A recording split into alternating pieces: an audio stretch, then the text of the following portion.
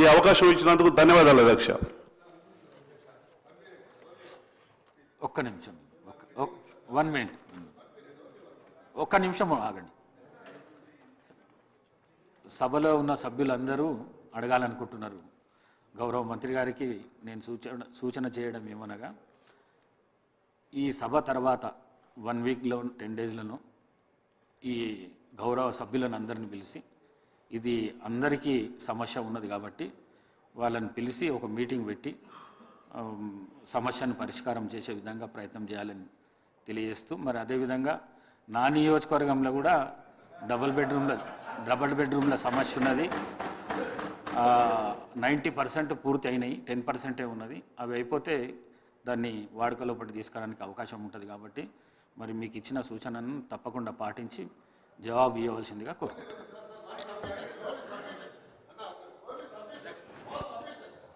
దానం నాగేందర్ గారు. సరే, thank you sir. ఎక్కువ సమయం తీసుకోను.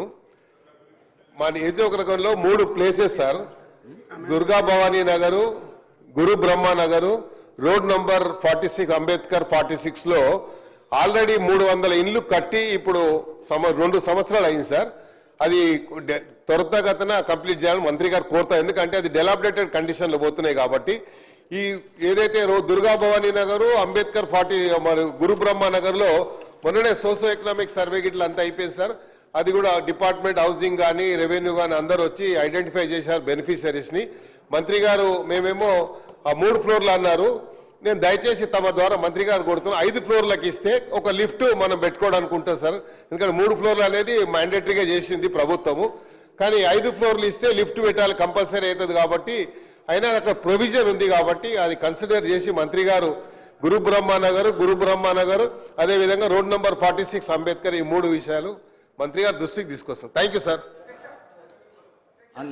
దయచేసి అవకాశం లేదు, ఎందుకంటే సప్లిమెంటరీ క్వశ్చన్స్ నేను ఒకరికిద్దరికి ఇవ్వగలుగుతాను కానీ సభలో ఉన్న సభ్యులకు అందరికీ ఇవ్వవలసిన ఇది లేదు. సభా సమయం చాలా విలువైంది. దయచేసి గమనించి విత్డ్రా చేసుకొని మంత్రి గారు జవాబు ఇవ్వాల్సిందిగా కోరుకుంటున్నాను. అధ్యక్ష, మంత్రి గారు చెప్పండి. అధ్యక్ష, సుదీర్ఘంగా ఇప్పటి వరకు ఇందిరమ్మ ఇళ్లకు సంబంధించి మీటింగ్ పెడుతుంది, 2BHకి సంబంధించి స్పీకర్ గారు మాట్లాడమంటున్నారు కదా. ప్లీజ్ రాకేష్ రెడ్డి గారు కూర్చోండి. ప్లీజ్ 1 వీక్ లో అందరు నేను మాట్లాడిన తర్వాత మీరు ఏదైనా మిస్ అయితే నేను చెప్తాను. మీరు ప్లీజ్ సరే, అందరికి ఇంపార్టెంటే రాకేష్ రెడ్డి గారు.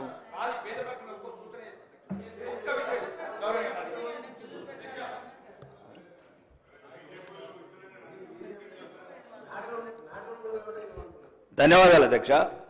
ఈ డబుల్ బెడ్రూమ్ విషయంలో అధ్యక్ష, ఆర్మూర్ నియోజకవర్గంలో అంటే ప్రాక్టికల్గా నేను 90 విలేజ్లు తిరిగాను అధ్యక్ష.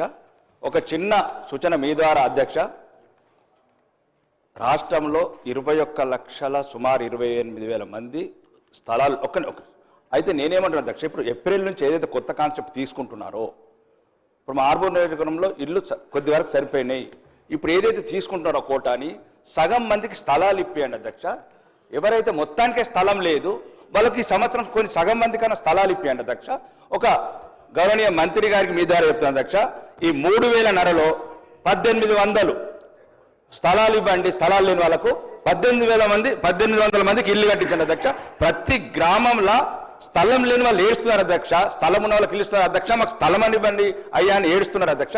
ఇంకా రెండోది, కొన్ని గ్రామాలలో ప్లాట్లు ఇచ్చాను అధ్యక్ష, పేదవాళ్లకు పట్టాలు ఇవ్వలేదు.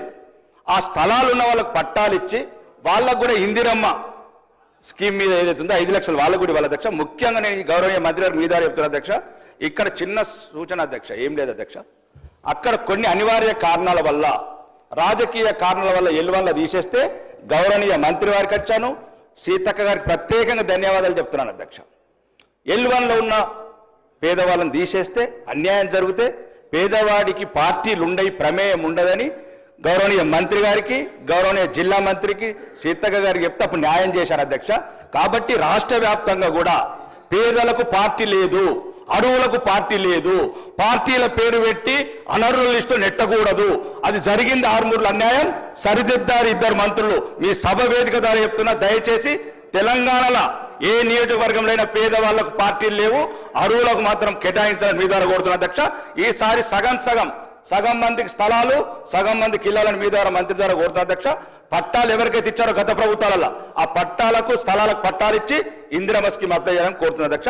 ఈ అవకాశం ఎందుకు ధన్యవాదాలు అధ్యక్ష. గౌరవ మంత్రి గారు. అధ్యక్ష, గౌరవ సభ్యులు,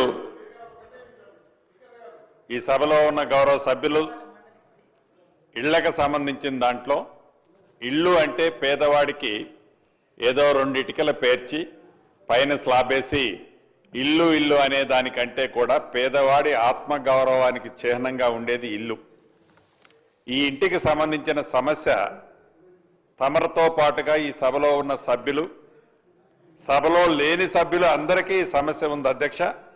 ఇప్పుడు ఈ సభలో మీ అనుమతితో మిర్యాలగూడెం శాసనసభ్యులు లక్ష్మారెడ్డి గారు, సాగర్ శాసనసభ్యులు జైవీర్ రెడ్డి గారు, రామగుండం శాసనసభ్యులు రాజ్ ఠాకూర్ గారు, ఆలేరు శాసనసభ్యులు ఐలే గారు, అదే రకంగా కల్వకుర్తి శాసనసభ్యులు కసిరెడ్డి నారాయణ రెడ్డి గారు, పాల్వాయి హరీష్ గారు, గండ్ర సత్యనారాయణ గారు, సూర్యనారాయణ గారు, పాయం వెంకటేశ్వరరావు గారు, దానం నాగేంద్ర గారు, ఇలా 10-11 మంది వారి అదే రకంగా రాకేష్ రెడ్డి అన్న చివరిలో కొట్లాడి మైక్ తీసుకున్నారు.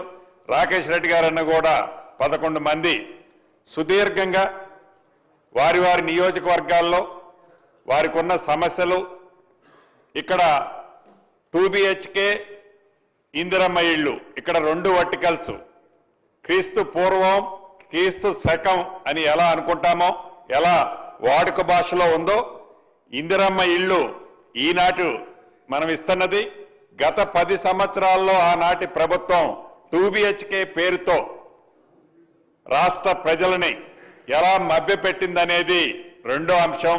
ఇక్కడ చర్చ ఈనాడు చాలా సుదీర్ఘంగా వారి సమస్యలు వివరించడం జరిగింది అధ్యక్ష.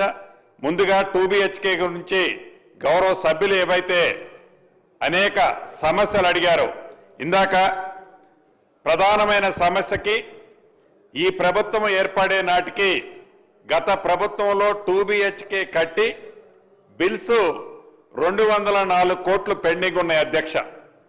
ఈ 204 కోట్లతో పాటు ఇందాక గౌరవ సభ్యులు అడిగినట్టు రాష్ట్రంలో సుమారు 133 కాలనీలలో సుమారు 36,000 ఇళ్లు వివిధ స్థాయిల్లో మొండిగోడలతో దర్శనమిస్తుంటే ఈ ప్రభుత్వం వచ్చిన తర్వాత 744 కోట్లు అది ఇళ్లు నిర్మించడానికి కానివ్వండి,